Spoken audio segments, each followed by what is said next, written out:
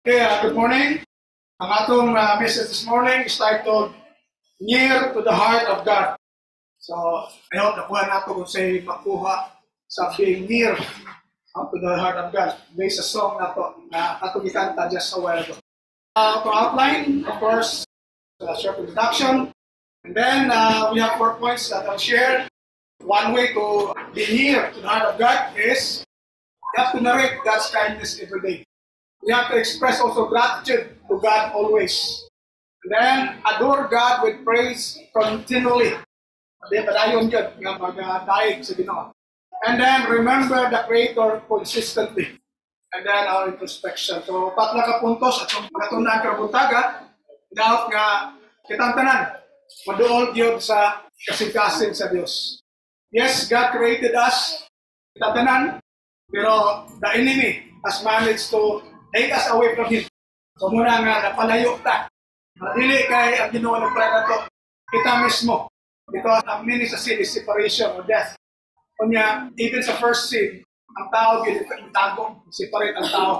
Okay, so, kini siya, submit yourselves therefore to God. So, atong ihatag itong kagalingon, ito sa Ginoo, magpanilalong ka. Resist the devil, and he will flee from you. So, ito na pakita last time, na even Christ was tempted by the devil.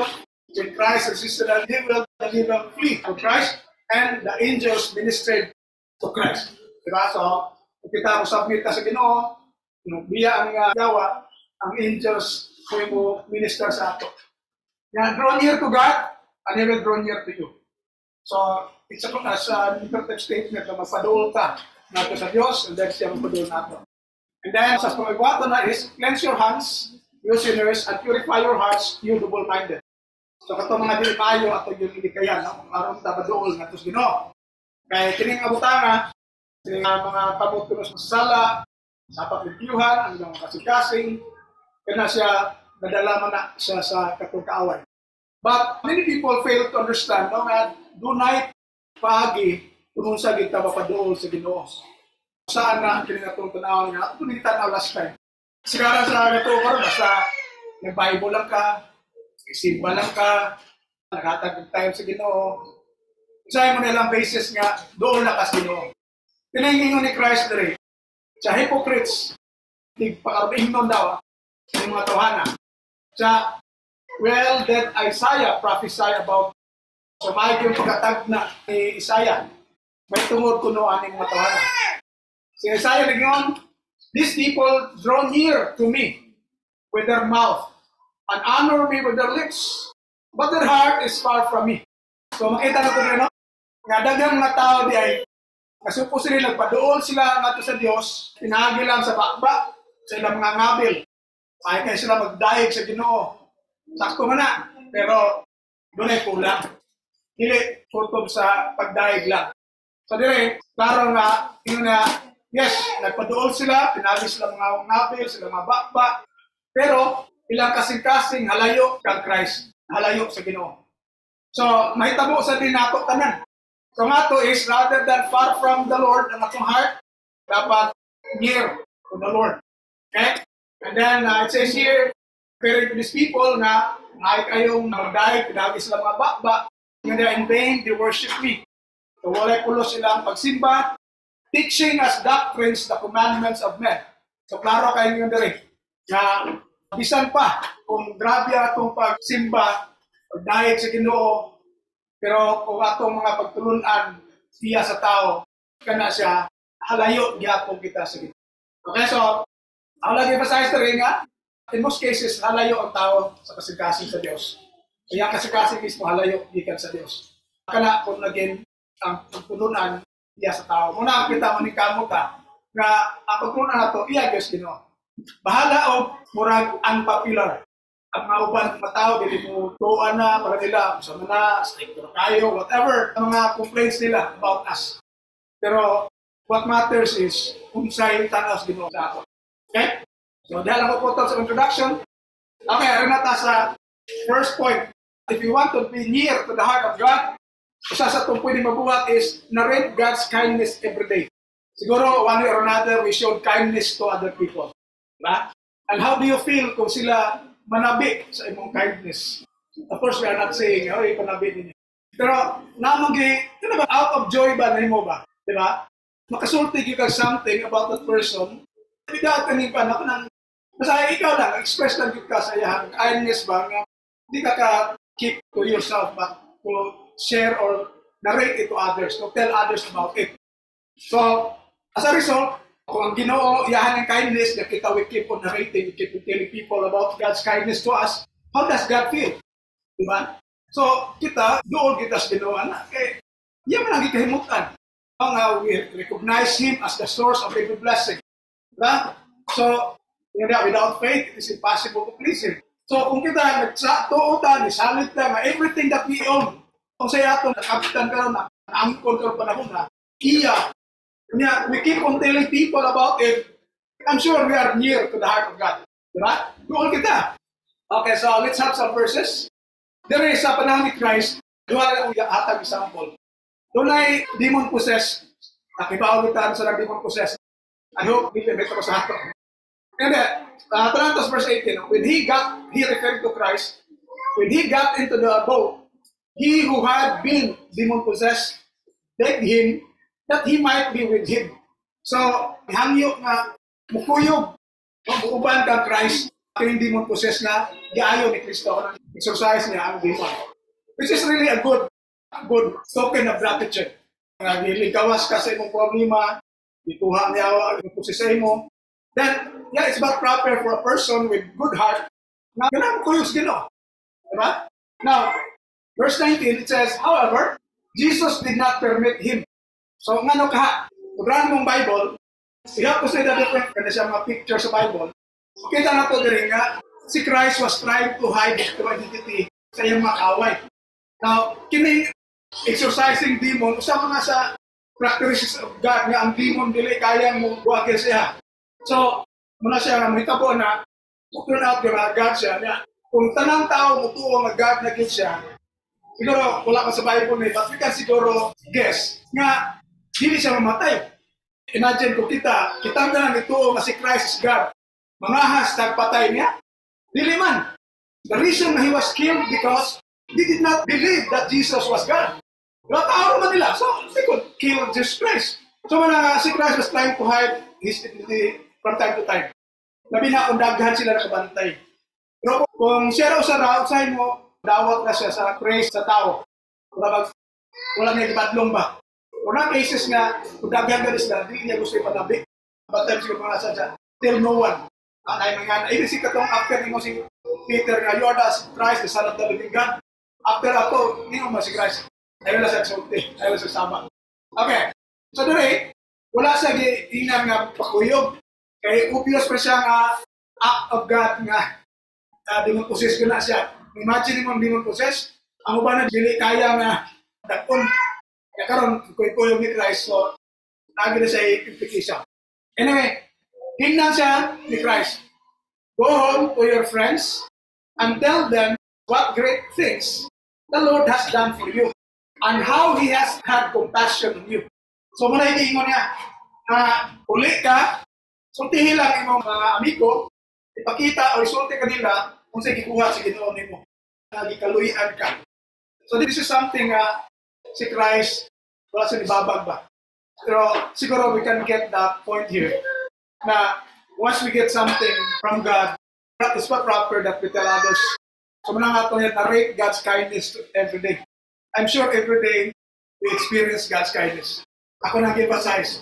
Kanang inibatan mo sa kabuntagon, nothing happens, pero wag ginausap. That's a great sign that God was taking care of it during the night. Kaya agang mga namatay nga magkabuntag. Karon, ato na siyang isulti. So kung kita manabit na sa God's kindness, I'm sure doon tas kasing-kasing sila. Because rather than ang inimi ni atong yataga credit, yung side, ang enemy na may matagal credit nun. So, rather than giving credit to the enemy, atong giving credit to the Lord. So, that's one way na makita mapadool din sa kasing-kasing sa Diyos. And in the part that began to proclaim the Indicapolis, all that Jesus had done for him, and all marveled. So, nai-epikto. Rabot niya rito, yan yung Samuel dito, ang sinitabo niya. So, which is a good one. And then, nindog kay benefit. Tagyan ang nag-marvel. Yung sa na. Napan sila ba? Ibuong sila. So that's the first case. Another case, kinili, isa ni book sa Mark, kaya kani siyang deaf and mute. Kung nagibuhat si Kristo, in sa verse 35, immediately his ears were open and the impediment of his tongue was loose. And he spoke plainly. So imagine, bungol siya, nakadulog na. Kaya hindi man naka-istorya normally ang pungol, naka-istorya na. Okay? So, kining impediment dali could be due to sa iyang tongue mismo or because of iyang hearing. Sometimes kanang mute resulta man sa iyang wasi na dumog. Okay, difference in the first place. Kung may uban yun nga, may problema yun sa tao, nasa iyang dila. So anyway, yung dala, iayo siya ni Kristo. Then he commanded them, so daghan ni siya, kay usa nakatao ko siya iyang iayo, pero daghan nakasaksi ba? Ito kanina, wala ko masabi, hey, katong, pero most likely, kung kato siya, sila lang. Normally, basta si Christ lang kanda, kato siya iyang heal, for example, hindi sa mo tingon bang ayaw kanabi. So, then, daghan nakasaksi. So, he commanded them that this should tell no one. O di siya masulti sa upan. Was na sultihan sa nitabo. But the more he commanded them, the more widely they proclaimed it. So, makita na ito na nga, tungkol sa kaayo nga nadawat at tawana, o nakita sa mga tao, bisan pag ibabagan sa pagsulti, the more widely they proclaim it. Kita ka, nag-proclaim makata sa unsay buhat sa Ginoo sa ato in the question. So if you want to be near to the heart of God, kinahanglan ta na naita nga mo proclaim, nga mailhan ta na God is with us. Di kay wa ka mailhin Christian kita in the first place. Diba? Nagkakaya mga nga nga mauwaw ta nga magpakita ang Christian. So, kita mauwaw ta magpitan o mibaw ang Christian sa atong mga workmates and so on. How does God feel? Napangutana. Kung sa may batiyon sa Ginoo kung di ka musulti. Just like in a human relationship. May mga nag-uyab, di ba? Usahay, naitindisi nga, proud kayo siya, nga nauyab niya to, proud kayo siya. Manabi din siya. Okay? Bisan pagbabagan. Ha? Manabi yan. So, ang feeling sa inyo di tabi, kay mong boyfriend or girlfriend, for example, yun. So, doon gikas ka kasi because ay mo manggi panabi ang iyahan kayo. Di ba? Okay, so, this one, ayun na rin, and they were astonished beyond measure. So, ipikto ba nindot yapon? It's like kanina, they all marvel. They were astonished beyond measure. So, dito lang masukod ang ilang kahit kung ba, yung na. Say, he has done all things well. He makes both the deaf to hear and the mute to speak. So, tungod ato nito po, bisan pag-ibawalan sila, they keep on spreading the news nga ang God works something or some miracles dito sa mga tao. Okay? So, mga na dapat na ito subuhaton because I'm sure one way or another, God has made miracles in our lives. Kana kumukount tas atong mga blessings. Daghang itag mga things to remember. No? For example, estudyante pa ta, sige taga-ampo na makahuman. And then, nakahuman na ta, lain na si ampo, makatrabaho. Ha? Na, katrabaho na, wapay uyab, kampo kitang partner, and so on. Diba? So, bayan tayo, natuman na, and then, we declare God's goodness sa uban. Or nag-ulaw ta nga, masusita kami siya ka ng buong na Ginoo, sige na sa Bible. Diba? So, na ito masusita mga atheist, nga way Ginoo, way Ginuhay. Ayun, dili. Anyway, na-recommend rin nga we should remember. Tingnan mga disciples to go into the whole world and proclaim the gospel to every creature. Kung yung gospel, muna nag-save na ito. Then, kay tumata, na-baptize na ito, na-save ta. Then, it's also but proper for us to keep on narrating this. And I'm sure, kung nato din siya kanunang buhaton, di ta mauwaw. Sama ni Paul, I'm not ashamed of the gospel. I'm sure we are near sa hardship sa Ginoo. Diba? Kaya nakabugot. That's the first point. Narrate God's kindness every day. Dili lang kung ano-ano tao na kainumdom ka. By all means, mangita tagpaagi nga mag-istorya. Kung na-chance. I think namin si John rin si Mel. First na kung istorya kan punto ng ito. No? Alas dyan, nagkakaw dyan doon. Pagbalik, may study lang sa tayo. Kaya ako, kinumdom ka ba dyan? Sa disease. So, ngayong nagpaagi. Saka, ang Bible study. So, as much as possible, natumuhato na siya, and that will make us near to the heart of God. Pero yung mga early Christians nga na-feel nila how God worked wonders ilaha, He saved sila. And those who welcome His message were baptized, and that day about 3,000 persons were added. They devoted themselves to the apostles' teaching and fellowship, to the breaking of bread and prayers. So, muna ilang ginabuhat, they devoted. So, kanina rin, mga questionable pa tausayan na mag-lisod tag-devote. But as God's beneficiary sa iyang dakong sacrifice, then, I hope we devote ourselves, no? Even sa itong mga activities, sa itong midweek, Sundays, and of course, sharing God's Word. Okay? Muna ikalipay sa Ginoo. Okay? So, that will make us get closer to the heart of God. So, verse of this day by day. So, dili lang Wednesday or Sunday. Day by day. As they spent much time together in the temple, they broke bread at home and ate their food with glad and generous hearts. Okay? Praising God. So, they keep on praising God and living the goodwill of all the people. And day by day, the Lord added to their number those who were being saved. So, kada adlaw na agi ma-add. Kaya mo na epekto sa kung na-active na. Bantay ta ng other groups, weird kayo mga pagtulunan. Kung anong mudaghan mo sila. Because they are very active. For example, Mormons. Lahi manggil sila. Pero kita ka, halos adlaw-adlaw may galakaw. Jehovah's Witness. Nagtambay na sa mga major, mga thoroughfares. Dahil mga agyanag na tao, daghan kayo. Diba? So, mudaghan din sila, no matter how weird ang ilang pagtulong. So, kita kung sakto kong tulong, yung kita mo share, di kita mudaghan. Okay? Mugamay pa hinoon. So next is express gratitude to God always. Before tayo mo proceed, think about your human relationship. Okay? Kung napasalamaton ka sa someone, doon po ka sa kasing-kasing. Diba? So, muna, usa sa itong imong pagbilis, araw tama doon sa Ginoo, atong yung pansayon, ganun pagka, grateful, napasalamaton ka sa Diyos. Kanunay. So, ako lang ibalik yapon, kaling story, pamilya na tani, ginatagbusuan kapag dunay napulo ka, lepers na diayon si Christ. At Panginoon ni sila ni Kristo. Kunya, di na sila nakatuon dito sa mga pare, pero samtang taingon lang sila, silang tanan diayon na sa Ginoo. So, kana nga act of kindness ni Ginoo, angay gina nato na pasalamatan. Pero it happened nga one of the 10 lang ang balik. So, one of them, when he saw that he was healed, turned back praising God with a loud voice. Then he prostrated himself at Jesus' feet and thanked him. And he was a Samaritan. So muna nakita nato na sa lapo, usara ang nibalik ng sad to say, dili pa yun ang katawan sa Ginoo, but a Samaritan. So I hope kita again, oy dapat mas pasalmaton because we are God's people. Ang tanag si Jesus, asa man, di ba, dako man itong iayo, asa naman ang siya.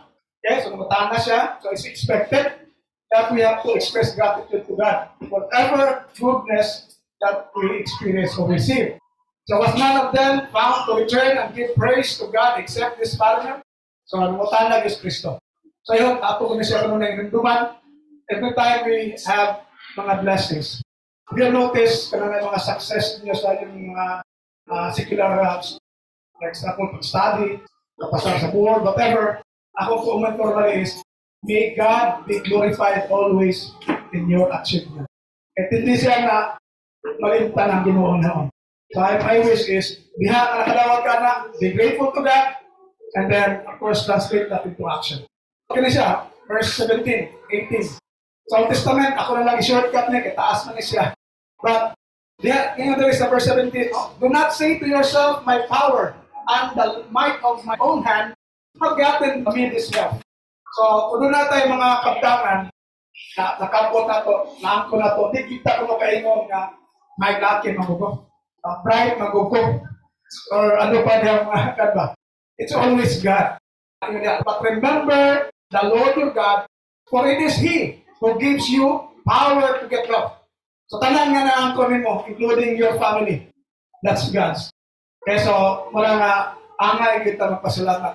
So, just like I mentioned kanina, usahay, magsigit ka ampo na una, makagraduate ta, then makatrabaho ta, and so on.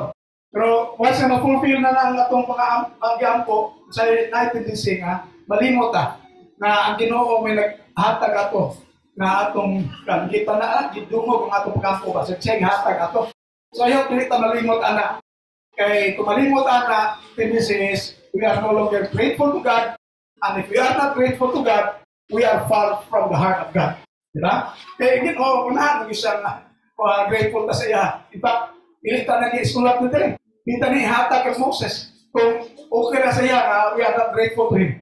The fact that God gave this to Moses for the people to remember, then karon na we are near to the heart of God kung ato na siyang buhaton.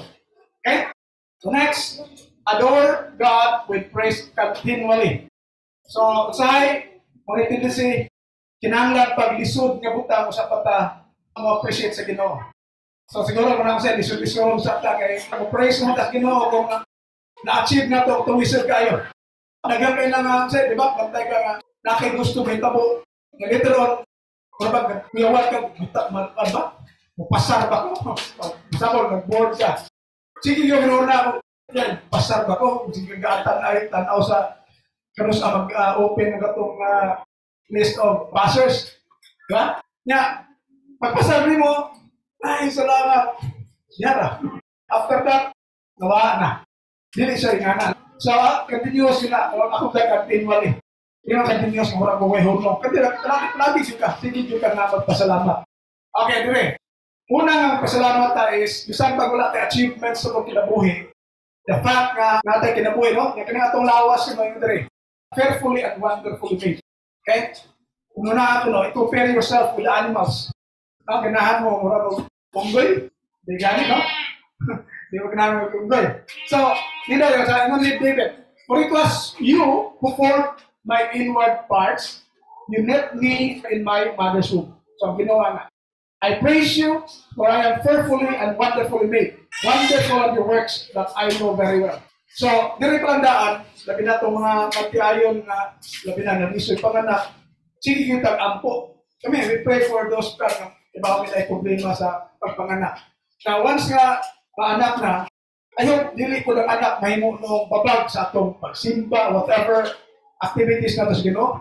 All the more na magpadool ka sa Ginoo because dito ba may ang atong mga pag-ampo.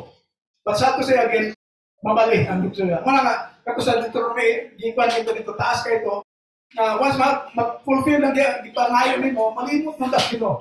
Sa iyo, dili tayo nga na, kay malayo tas Ginoo na siya kasi-kasi.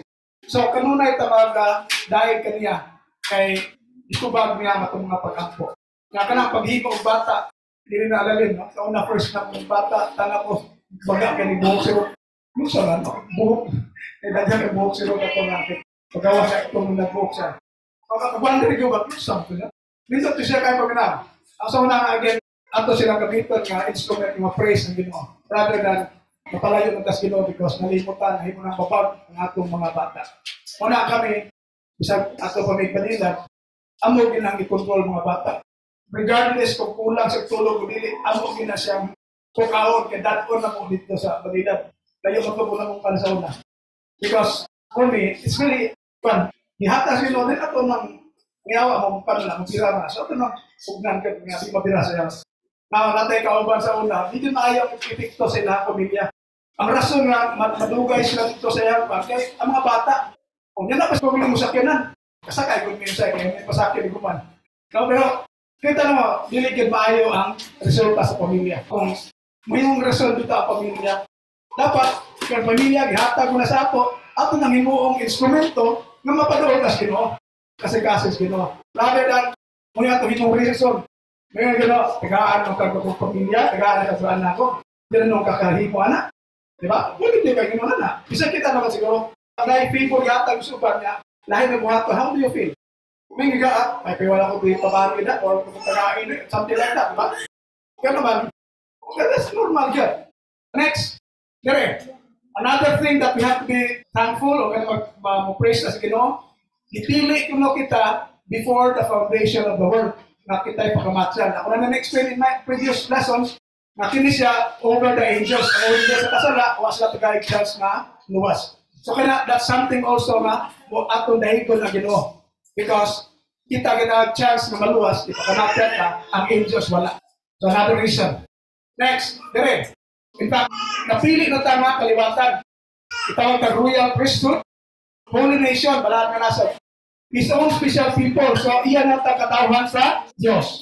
Anong gihimo mo tana? That you may proclaim the praises of Him who called you out of darkness into His marvelous light. So wala ta giluwas para lang, basta naluwas. Giluwas ta aron magmagtala sa pagdaig kaniya. Nahimo na ba na nato mga igsoon? It's still 2024, first month pa lang. I hope the remaining months of 2024, mahisuhimo na ito, mapansay na ito siya, nga muna yung ginuwas na ita, aron ta magmantala sa iyang praises. Rather than, wala na noon ta, nawa na noon ta. Yan, siya sa una, wa tayo hindi katawhan, karon katawhan na, sa una, wa ta kadawat ng kaluoy, karon ikaluyan na ta. So I hope di na ito nakalimtan so that we can praise God continually. There is Hebrews 13, hangtod sa 15. Ako na isugo sa 12 para natin kami background. Therefore, Jesus also, that He might sanctify the people with His own blood, so this was the blood of Christ, suffered outside the gate. Pinagawa siya dito sa temple, sa area, dito sa Calvary. Therefore, let us go forth to Him outside the camp, bearing His reproach. So, outside the camp, it could be sa ilang camp sa una, itong indor ng lugar. So, maybe we can say wato kami out of our comfort zone na to. Bearing His reproach. In other words, as we go out, pwede yun pati ang image na to sa mga tao na ginagino. But atong i-bear na siya, atong na siya datun ka ng batik ng mga ikas mga tao sa ato as we follow Christ. So here, we have no continuing city. So, nangikalbutan na wala kita permanente sila. But we seek the one to come. Ang lagi atong gihinoon. Therefore, by Him, let us continually offer the sacrifice of praise to God. That is the fruit of our lips, giving thanks to His name. So, muna kang pasalamat tayo, apil na sa pagdaig. Let us continually offer the sacrifice of praise to God. So, muna, kung natin ang buhaton, kanunay kita nga mga pagdaig sa Ginoo, I'm sure we are near to the heart. Last point, remember the Creator consistently. Ako hindi ko talagang advert din siya. Kasi, fulfill naman ta some portion lang. Consistently meaning, in whatever situations we are in. In general, mo ni siya nito po, kami siyang usahay ang tao. Kung hinumdo o Ginoo, ano sa man? Kung doon ay calamities. Kumantay mo sa Facebook, pray for sa itong nasod na naigo mga calamities. Diba? Other times, normal lang, okay nga, pray for the Philippines, pray. Ano wala? Diba? So, dili consistent na pag ila Ginoo, ila lang sa nanahitabo. O, mga dagko calamities. Pwede sa atin ang mga sakit. Kanayin mga sakit. Sa pangsangpit na Ginoo nga, Lord, tabangin ko. Ayaw din mo o kapod ka na siya. Mingon na, Lord, kumayo ko, musimba na ko. Yan na ayaw na ka, di na ka musimba. Nagitay kaysa na, namatay mo noon. Saan ko siya nga, kumayo siya, musimba. Nag-naayon na, di na musimba, mapatay. Dapat we have to be true to our consistent dapat. Sangpit na Ginoo kung data sa mga kalisdanan. Hindi malipay, gano'n. We have to always remember Him in whatever situations we are in. Dili ko ni matter sa edad. Ganit dire sa Ecclesiastes 12. Don't let excitement of youth cause you to forget your Creator. Sa ubang version ni sa kaging ako dipili ng iluti kay medyo paraphrase siya, medyo mas dali sa action. Remember the Creator in the days of your youth. So, don't let that excitement of youth cause you to forget your Creator. Daghan sa mga batununan karon dili na pila Ginoo because of kani mga nindot ng mga offer sa ni Satan sa kalibutan. Honor Him in your youth before you grow old and say, life is not pleasant anymore. So muna itong dito magulat pag tiguan ta. I have an example, mga atheist siya for so long. Nakailala sa Ginoo, tiguan na. Ako rin nang share niya before, he used to be my teacher sa How We Got the Bible. And then one time, sa among group katungkan, nag-meet me, nihila ko siya. Kaya gisayangan siya siyang panahon. Nakaila sa Ginoo, tiguan na siya, hapit na daw siya mamatay. Tiguan man, wakagugay, mamatay siya. So gisayangan siya panahon. Isa ka mo, at that time, siguro mga 20 pa ako. Isa ka mo, ayaw digsayangan yung panahon. Nindotan yung God, kaya sa'yo mo nakaila Ginoo. So, muna dire ka, dili kumater o edad, kaya ginapatayin mo nga unya na lang kung tiguan ako. Hindi ka sure kung ako tiguan. Diba? So, kaya na, samtang bata ka pa, inungdumi siya. So, remember Him before the light of the sun, moon, and stars is dim in your own eyes. Ayaw mo magunahon na nga, pinata ko basa ang Biblia, pero hindi mo kabasa ba? Malabo ng tingin, patingin ko. Kailan na ibang na mo sito lang basa Bible kung kanang hapit na mabuta. Rain clouds can continue darkening your sky. Mura bag tanaw niyo mura so nila kaulan naman siguro bahaya ko. Dilabo ng mata. Ayaw dito mo remember sa Ginoo kung abot na ng panahon na. Kung sa akin, one thing is, we are not sure kung abot pa tanan. So, better to remember God sa atong kabatanon. 3. Remember Him before your legs. The guards of your house start to tremble. Okay? Piskay ka ba? Lakaw ka pa. Ayaw hinumdumi kung mag-isya na kang lakaw. Okay? Sometimes ba, ang mga ginagawa kung mag-isya kang lakaw, at sikag ka lakaw, bisang kailangan mo lakaw. Kaya paralyzed na. So, bisang kailangan mo lakaw, maglakaw-lakaw yun. So, ayaw hinulata ang abot na. Kaya, ipadirin. Before your shoulders, the strong man stood. Palang maraglayla na kayo, hindi na nakadbaro gilitaro. Remember Him before your teeth, your few remaining servants stop grinding. Nung dumi siya, samtang daghan pa kang ipon. Ayaw nung dumi, wala na kayo ipon. And before your eyes, the women looking through the windows see dimly. So, nagtanaw ko, hindi kita gwapa. Kaya nagtanaw ito, hindi tanaw ko, siya, tiguang yun ko, bata. Okay? So, ayaw ko na siya uhulata. 4. Remember Him before the door of to life's opportunities is closed. And the sound of work fades. So, again, hindi siya Japanese katigulan mo.